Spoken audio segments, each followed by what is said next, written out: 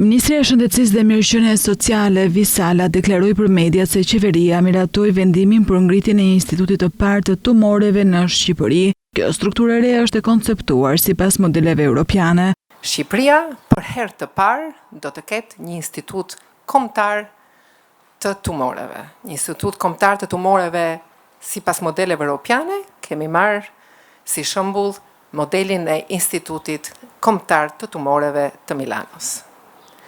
Ky institut do ketë 3 fusha veprimi.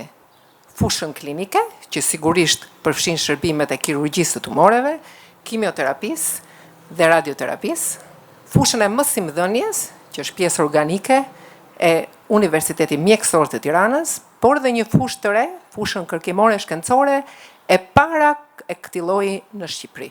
Ndër të tjera, ministri deklaroi se u miratua heqja e tavanit të moshës për check-up dhe së bashku me shërbimin e dializës do të ofrohen nga shteti.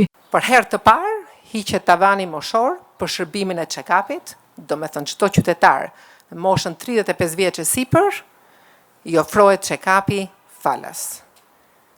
Për herë të parë, qytetarët të moshuar mbi moshën 70 vjeç do t'ju ofrohet nga shtatori shërbimi i check-upit. Një hap shumë i rëndësishëm në aspektin e parandalimit.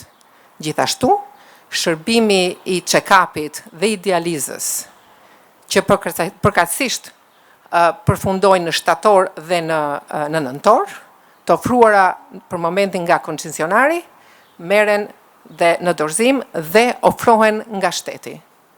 Ministria deklaroi se Instituti i Tumoreve do të ketë një buxhet të dedikuar edhe për kërkimin shkencor dhe se Shqipëria do të ketë mundësi të përfitojë fonde europiane për inovacionin, si në fushën e barnave, ashtu edhe në atë të teknologjisë.